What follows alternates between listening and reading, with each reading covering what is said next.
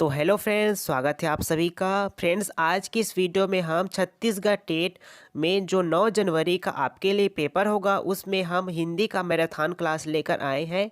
और हिंदी के marathon class का आज दूसरा वीडियो है, जिसमें हमारा लक्ष्य है हिंदी वाले सब्जेक्ट में 30 में 30 नंबर पक्का करने का। जितने भी बच्चे नए हैं वो इस चैनल को सब्सक्राइब कर लें ताकि आप अपनी फिजी टेट की तैयारी को और बेहतर ढंग से कर सके। तो चलिए इसी के साथ हम आगे बढ़ते हैं। तो उनमें से क्वेश्चन नंबर पहला है, निम्नलिखित में से कौन सा शब्द पुल्लिंग नहीं है? सूर्य, चंद्र, शनि या फिर पृथ्वी। तो देखिए, जो आपका पृथ्वी है वो क्या हो जाएगा? स्त्रीलिंग हो जाएगा, क्योंकि पृथ्वी जो है घूमती है, घूमती। तो लास्ट में से क्या आ रहा है आपका? ती यानी कि ई। तो ई क्या है आपका? स्त्रीलिंग है। तो क्या हो जाएगा इसमें? क्या पुल्लिंग कौन सा शब्द नहीं है? आपका पृथ्वी जो है पुल्लिंग शब्द नहीं है। क्वेश्चन नंबर दूसरे की बात करें, निम्नलिखित में से चाय शब्द है पुल्लिंग है, स्त्रीलिंग है या फिर नपुंसक लिंग है? ये आपको बताना है। देखिए दोस्तों, चाय जो है बनाई जाती है और चाय जो है पी जाती है। तो इसके लास्ट में क्या आ रहा है? ई आ रहा है, मतलब ये क्या हो जाएगा? आपका स्त्रीलिंग हो जाएगा। चाय शब्द क्या है? आपका स्त्रीलिंग हो जाएगा। निम्नलिखित में से प्यास शब्द है, प्यास जो शब्द है वो कौन सा शब्द है? आपको बताना है। क्या ये पुल्लिंग है, क्या स्त्रीलिंग है या फिर नपुंसक है? देखिए, प्यास लगती है, प्यास जो है आपको क्या लगती है भाई? प्यास लगती है। तो यहाँ पर लास्ट में क्या आ रहा है? ई आ रहा है। तो ई क्या हो जाएगा? आपका स्त्रीलिंग हो जाएगा। तो प्यास शब्द का प्यास जो शब्द है वो क्या है? स्त्रीलिंग हो जाएगा। निम्नलिखित में से दुर्वा शब्द है, तत्सम है, तद्भव है, देशज है या फिर विदेशज है? दुर्वा जो शब्द है वो कौन सा क्या है बताना है आपको। क्या तत्सम है, तद्भव है, देशज है या फिर विदेशज है? तो देखिए, दुर्वा जो शब्द है वो आपका क्या हो जाएगा? तत्सम शब्द हो जाएगा। तत्सम शब्द वे होते हैं जो संस्कृत के ऐसे शब्द होते हैं जिसे हम हिंदी में जैसा का वैसा बोलते हैं या फिर प्रयोग करते हैं, वो आपका तत्सम शब्द कहलाता है। निम्नलिखित में से पत्र शब्द कैसा है? पत्र शब्द जो है कौन सा शब्द है? आपको बताना है। क्या तद्भव है, तत्सम है, देशज है या फिर विदेशज है? ये बताना है आपको। पत्र जो शब्द है वो आपका कौन सा शब्द हो जाएगा? तत्सम शब्द हो जाएगा। ठीक है, ऑप्शन नंबर बी के साथ आंसर चला जाएगा, क्योंकि इसके लास्ट में क्या आया है? त्रा। ठीक है, त्रा जो है किसकी पहचान है? आपके तत्सम शब्द की पहचान है। निम्न में से लिहाज शब्द है, लिहाज जो शब्द है वो कौन सा शब्द है? क्या देशज शब्द है, अरबी शब्द है, फारसी शब्द है या फिर तत्सम शब्द है? ये आपको बताना है। ठीक है, तो देखिए फ्रेंड्स, जो आपका लिहाज शब्द है वो जो है कौन सा शब्द हो जाएगा आपका? ये जो है आपका अरबी शब्द हो जाएगा। अरबी शब्द कौन है आपका? लिहाज जो है आपका अरबी शब्द हो जाएगा। तो क्वेश्चन 6 का आंसर हो जाएगा option number B. Question number 7, निम्न में से हफ्ता शब्द क्या है? हफ्ता जो शब्द है वो क्या है? आपको बताना है। क्या तुर्की है, अरबी है, फारसी है या फिर देशज है? तो देखिए, हफ्ता जो शब्द है वो क्या हो जाएगा? आपका देशज शब्द हो जाएगा। कैसे? ला हफ्ता, इस हफ्ते में प्रॉफिट कितना हुआ, इस हफ्ते में नुकसान कितना हुआ। ठीक है, तो क्या हो जाएगा? हफ्ता जो है आपका देशज शब्द हो जाएगा। क्वेश्चन नंबर 8, निम्न में से कमीज शब्द है, कमीज जो शब्द है वो कौन सा शब्द है? आपको बताना है।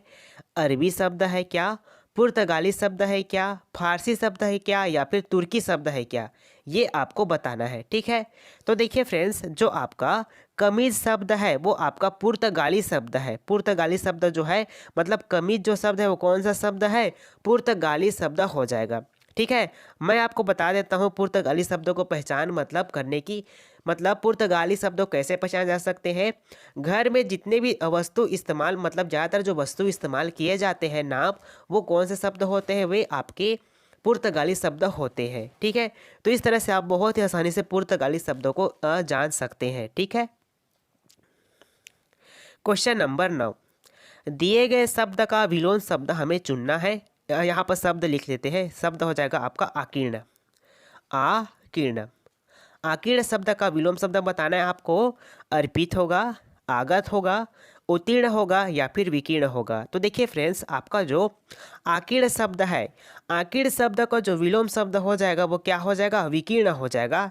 तो क्वेश्चन 9 को आंसर ऑप्शन नंबर डी हो जाएगा। ठीक है, आकीर्ण कर लीजिएगा यहाँ पर। क्वेश्चन नंबर 10वां, कृष्ण का विलोम शब्द क्या होगा, ये हमें बताना है।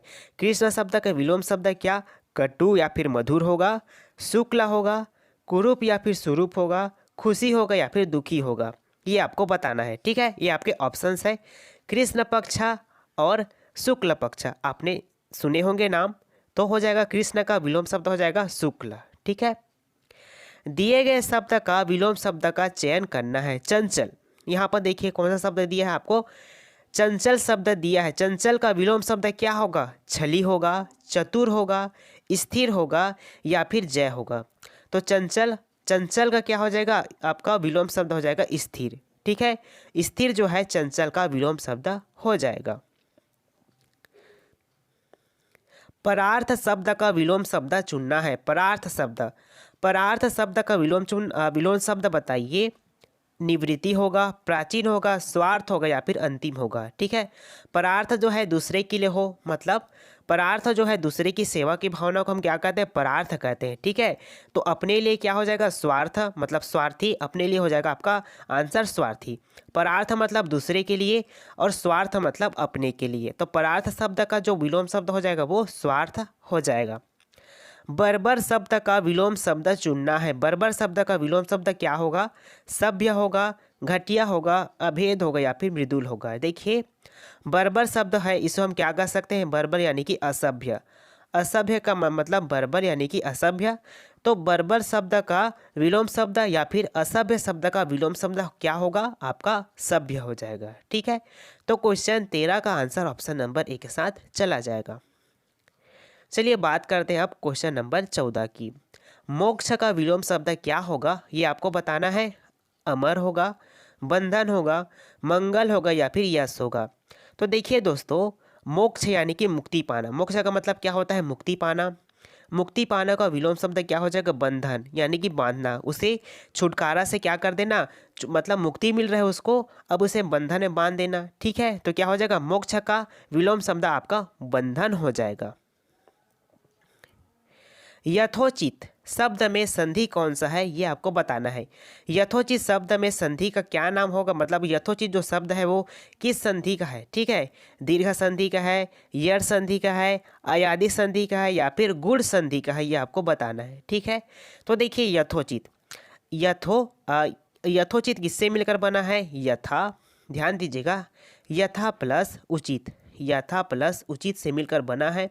क्या बना है आपको, यथोचित। ठीक है, तो यहाँ पर देखिए लास्ट में क्या है, आ है, और यहाँ पर शुरू में क्या है आपका, ऊ है। ठीक है, जब दोनों का मेल होता है तो किसका निर्माण होता है, तो ओ का निर्माण होता है। ठीक है, इसके अंतिम में क्या है, आ है, इसके शुरू में क्या है आपका, ऊ है। दोनों का जब मेल होता है तो क्या बनता है, ओ बनता है। ठीक है, तो इस तरह से क्या बन जाता है, यथोचित। तो ऐसा किस में देखने को मिलता है, किस संधि में देखने को मिलता है, तो गुण संधि में देखने को मिलता है। तो यथोचित शब्द का संधि कौन सा होगा, गुण स्वर संधि हो जाएगा। रचना के आधार पर वाक्य के कितने भेद होते हैं, आपको बताना है। 3 भेद, 4 भेद, 2 भेद या फिर 5 भेद। देखिए रचना के आधार पर वाक्य के 3 भेद होते हैं। कौन कौन से, सरल वाक्य होता है, मिश्र वाक्य होता है और संयुक्त वाक्य होता है। तो आंसर ऑप्शन नंबर ए के साथ चला जाएगा। समला घर जाती है वाक्य है, मतलब समला घर जाती, इस वाक्य, ये कौन सा वाक्य है आपको बताना है। क्या सरल वाक्य है, निषेधात्मक वाक्य है, अज्ञार्थक वाक्य है या फिर इच्छार्थक वाक्य है, ये बताना है। ठीक है, तो देखिए समला घर जाती है, तो ये क्या हो जाएगा आपका, ये हो जाएगा सरल वाक्य। ठीक है, सरल वाक्य हो जाएगा क्योंकि इसमें एक ही उद्देश्य है और एक ही विधेय है, मतलब एक ही उद्देश्य की बात हो रही है, मतलब उद्देश्य क्या है उनका, घर जाने का, और एक ही विधेय है, तो क्या हो जाएगा, यहाँ पर सरल वाक्य हो जाएगा। नेक्स्ट क्वेश्चन है आपके सामने, राम आया और भाई से मिला और तुरंत लौट गया, यह वाक्य कौन सा वाक्य है, आपको बताना है। ठीक है, क्या मिश्र वाक्य है, संयुक्त वाक्य है, सरल वाक्य है और जटिल वाक्य है, ये आपको बताना। आपके ऑप्शंस है, राम आया और भाई से मिला और तुरंत लौट गया। इसमें कौन सा वाक्य हो जाएगा? आपका संयुक्त वाक्य हो जाएगा, ठीक है। क्योंकि यहाँ पास एक शब्द अलग अलग, एक शब्द मतलब एक शब्द के साथ कई और जोड़कर यहाँ पास और शब्द बनाया गया है। राम आया और भाई से मिला और तुरंत लौट गया, तो ये कौन सा वाक्य हो जाएगा? आपका संयुक्त वाक्य हो जाएगा। ईश्वर तुम्हें सफलता प्रदान करे, यह कौन सा वाक्य है? आपको बताना है। क्या संदेहवाचक वाक्य है, संकेतवाचक वाक्य है, विधानवाचक वाक्य है, इच्छावाचक वाक्य है, या फिर विस्मयावाचक वाक्य है? ये आपके ऑप्शंस है। तो ईश्वर तुम्हें सफलता प्रदान करे, तो हम क्या कर रहे हैं? भगवान से प्रार्थना, ईश्वर से प्रार्थना कर रहे हैं कि इस व्यक्ति को क्या हो जाए? सफलता प्राप्त हो जाए। तो क्या हो जाएगा? ईश्वर तुम्हें सफलता प्रदान करे, यह वाक्य कौन सा हो जाएगा? इच्छावाचक वाक्य हो जाए, ठीक है, इच्छावाचक वाक्य हो जाएगा, ठीक है। क्वेश्चन नंबर 20, मैं खाना खा चुका तब वह आया, यह वाक्य है सरल वाक्य, संयुक्त वाक्य, मिश्र वाक्य, या फिर संक्षिप्त वाक्य? ये आपके ऑप्शंस हैं। मैं खाना खा चुका तब वह आया, ठीक है। इसमें ये मैं खाना खा चुका, यह क्या है? आपका प्रधान उपवाक्य है, ठीक है, प्रधान उपवाक्य है। लेकिन तब वह आया, यह क्या है? आपका सहायक वाक्य है। ये आपका प्रधान उपवाक्य है, ये आपका सहायक उपवाक्य है। किसमें होता है? ये मिश्र वाक्य के अंतर्गत ऐसा होता है। तो आंसर क्वेश्चन 20 का आंसर क्या हो जाएगा? ऑप्शन नंबर सी हो जाएगा, ठीक है। क्वेश्चन नंबर 21 है, शुद्ध संधि विच्छेद शब्द क्या होगा? ये बताना है आपको। संधनमति, संधनमति, समधनमति, या फिर सुधनमति, ठीक है। तो सम्मति शब्द का जो शुद्ध संधि विच्छेद है वो क्या हो जाएगा? समधनमति हो जाएगा, ठीक है। तो आंसर आपका ऑप्शन नंबर सी के साथ चला जाएगा, ठीक है। अब समधनमति क्यों होगा? माँ का रूल होता है, ठीक है, माँ का नियम होता है। अगर एक माँ, ठीक है, माँ के बाद अगर माँ आएगा तो माँ जो है परिवर्तित नहीं होता है, ठीक है। देखिए यहाँ पर माँ के बाद, यहाँ पर देखिए माँ के बाद माँ आया है, माँ के बाद अगर माँ आएगा तो माँ जो है परिवर्तित नहीं होता है, यानी कि उसी के साथ रहता है। तो क्या बन जाएगा? ये सम प्लस मति से मिलकर क्या बन जाएगा? ये सम्मति बन जाएगा, ठीक है। और कमेंट करके बताइए कि सम्मति जो है कौन सा संधि है, ठीक है। प्रत्यु उपकार शब्द में कौन सा संधि होगा? ये आपको बताना है। यड़ स्वर संधि, गुड़ स्वर संधि, अयादि स्वर संधि, या फिर वृद्धि स्वर संधि होगा? ये आपको बताना है, ठीक है। प्रति उपकार, पहले इसका हम संधि विच्छेद करते हैं। देखिए प्रत्युपकार, प्रति किससे मिलकर बना है? प्रति प्लस उपकार से मिलकर बना, उपकार से ये मिलकर बना हुआ है, ठीक है। तो यहाँ पर देखिए प्रथम शब्द का अंतिम, अंतिम क्या है? ई है, ठीक है। तो यहाँ पास क्या बचा है? यहाँ पास प्र और आधा ता बचा है, ठीक है। ई और ऊ मिलकर क्या बनाते हैं? ई और यू मिलकर या बनाते हैं। क्या बनाते हैं? जब ई और ऊ मिलते हैं तो या बनाते हैं। यहाँ पर देखिए ऊ है तो इसमें छोटा ऊ का मात्रा लग जाएगा, ठीक है। तो यहाँ पास तो क्या बचा है? प्र और आधा ता बचा है। उपकार, तो यहाँ पास ऊ को हमने निकाल दिया है। यहाँ पास क्या बचा है? ये दोनों मिलकर ई और ऊ मिलकर क्या बनाए हैं? यू बनाए हैं, ठीक है।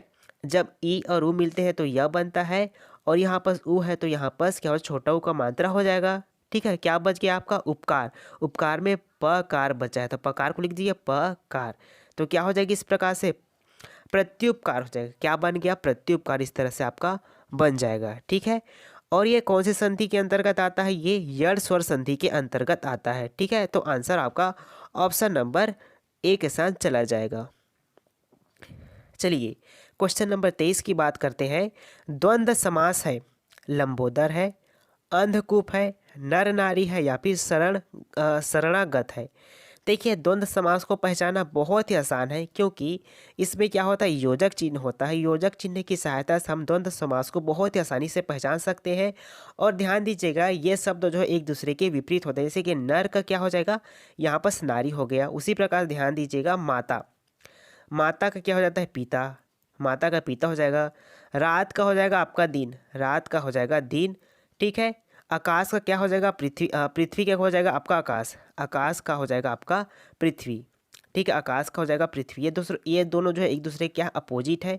अपोजिट किस में आते हैं? तो आपके द्वंद्व समास के अंतर्गत आते हैं। तो आंसर आपका ऑप्शन नंबर सी के साथ नर नारी के साथ चला जाएगा।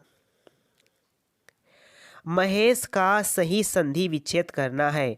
महेश का आपको वही संधि विच्छेद करना है कि महेश का संधि विच्छेद क्या होगा, महोधन ईस होगा, महाधन ईस होगा, महीधन ईस होगा, महीधन ईस होगा। ठीक है, तो देखिए महेश का जो संधि विच्छेद है वो क्या हो जाएगा आपका, महाधन ईस होगा। ठीक है, महाधन ईस, महाधन ईस आपका क्या हो जाएगा, महेश हो जाएगा। ठीक है, यहाँ पर देखिए आपको ध्यान देना है इसमें कि एक सेकेंड, हाँ यहाँ पर देखिए महा प्रथम शब्द का अंतिम क्या हो जाएगा, आ। ठीक है, प्रथम शब्द का अंतिम क्या हो जाएगा, आ, और द्वितीय शब्द का प्रथम क्या हो जाएगा, ई। दोनों मिलकर किसका निर्माण करते हैं, आ और ई जब मिलते हैं तो किसका निर्माण करते हैं, ए का निर्माण करते हैं। ए का निर्माण करेंगे तो क्या हो जाएगा, महेश। इस तरह से क्या बन जाएगा आपका, महेश बन जाएगा। ठीक है, तो आंसर क्या हो जाएगा, महाधनीश। महेश का संधि विच्छेद महाधनीश। और ये कौन सा संधि है, तो गुण स्वर संधि। ध्यान दीजिएगा, इस संधि के अंतर्गत आएगा, ये गुण स्वर संधि के अंतर्गत आएगा। ठीक है, चलिए इसी के साथ बढ़ते हैं अगले क्वेश्चन की तरफ। मनोरथ का संधि विच्छेद क्या होगा, मनोरथ का संधि विच्छेद क्या होगा ये आपको बताना है। मनाधर रथ, मनधन औरथ, मनोधर रथ या फिर मनधर रथ, ये है। ठीक है, तो देखिए मनोरथ का संधि विच्छेद जो होगा वो क्या हो जाएगा, मनाधर रथ हो जाएगा। ठीक है, मनाधर रथ इसका मनोरथ का संधि विच्छेद हो जाएगा।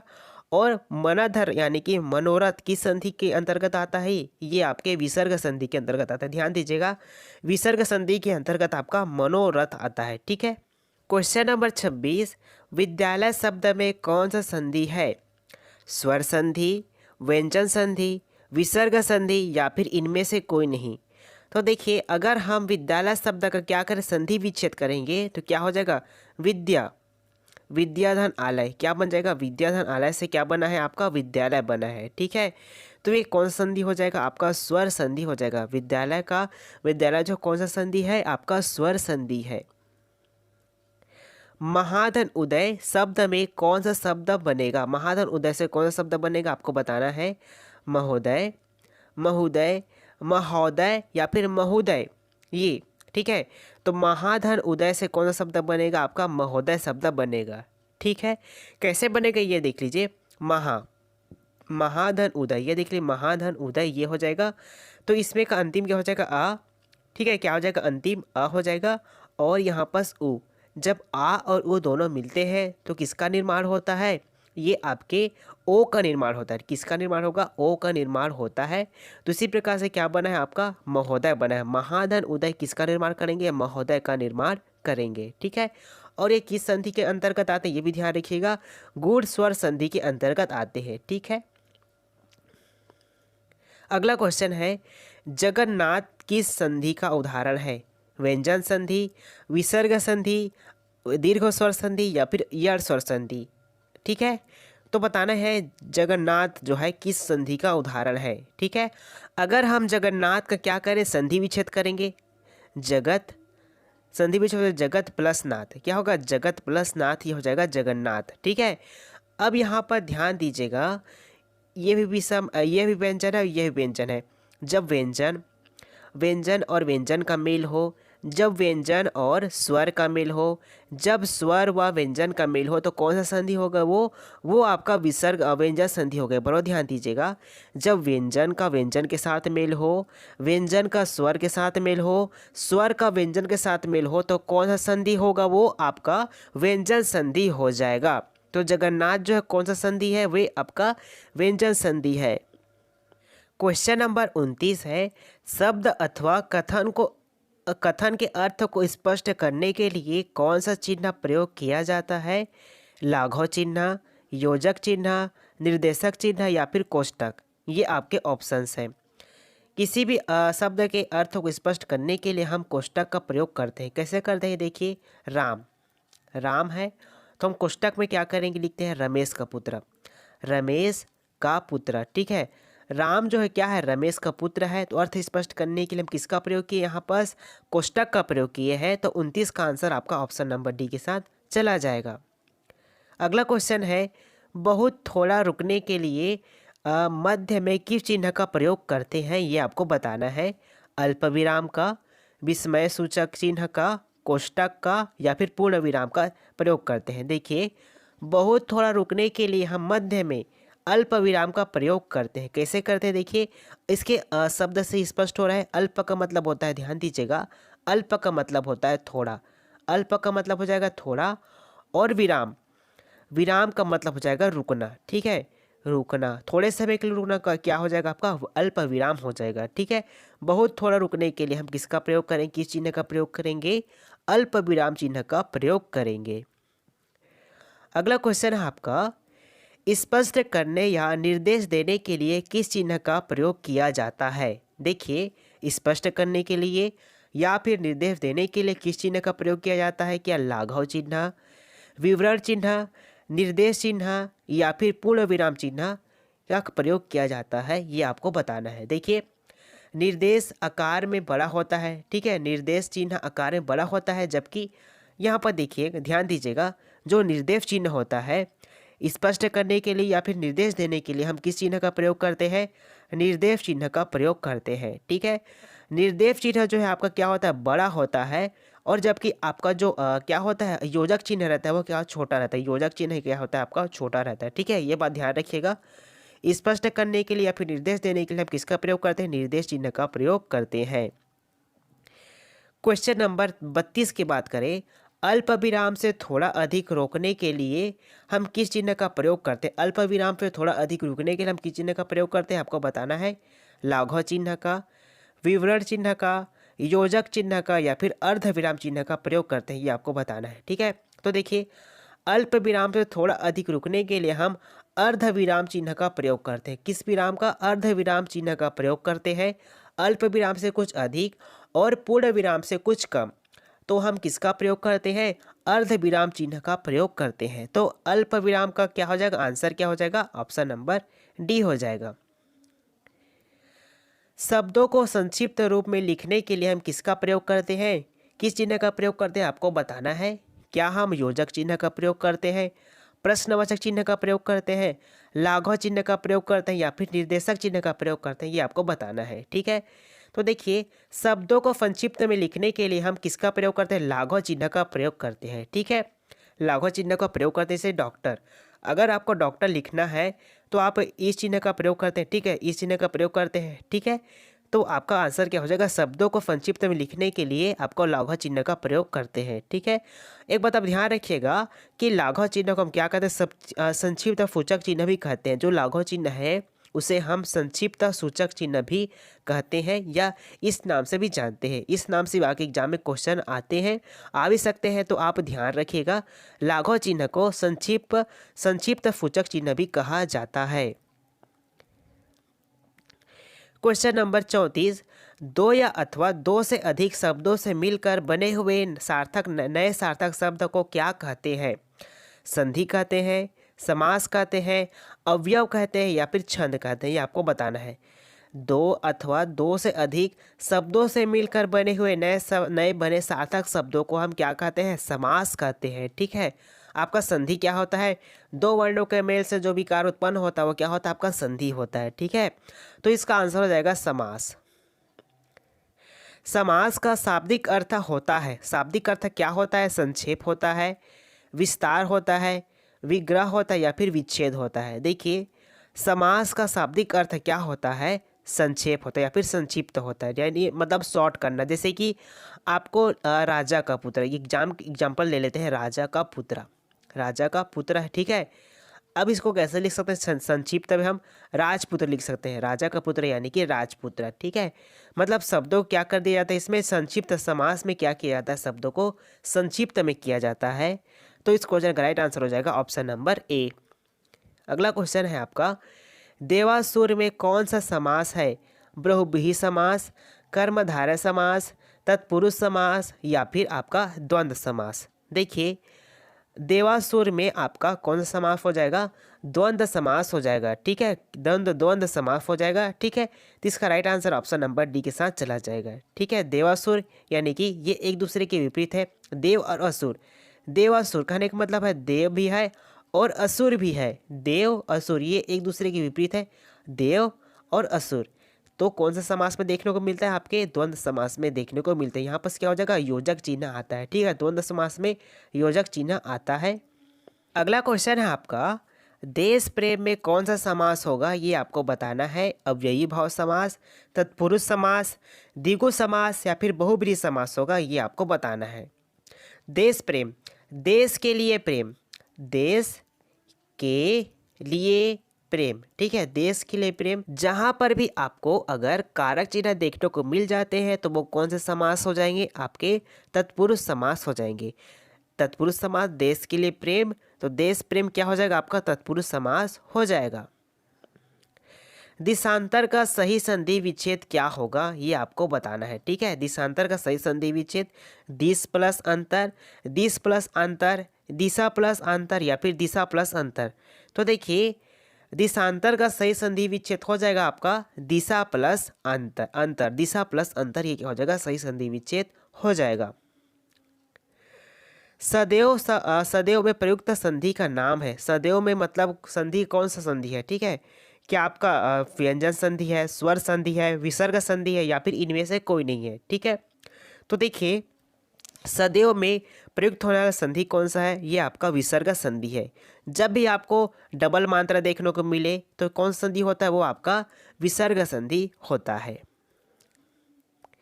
स्त्री पुरुष में प्रयुक्त समास है अव्ययी भाव समास, कर्मधारय समास या फिर द्वंद्व समास। स्त्री और पुरुष दोनों एक दूसरे के विपरीत है और साथ ही साथ क्या यहाँ पर योजक चिन्ह लगा है, तो कौन सा समास हो जाएगा, ये आपका द्वंद्व समास हो जाएगा। तो आंसर ऑप्शन नंबर सी के साथ चला जाएगा। फ्रेंड्स मैं आशा करता हूँ ये वीडियो आपको पसंद आया होगा। वीडियो अच्छा लगा तो लाइक ज़रूर कर दीजिए और चैनल को सब्सक्राइब जरूर कर दीजिएगा। तो अब मिलते हैं हम अगले वीडियो में, तब तक आप VGTET की तैयारी अच्छे से करते रहिए। धन्यवाद, जय हिंद।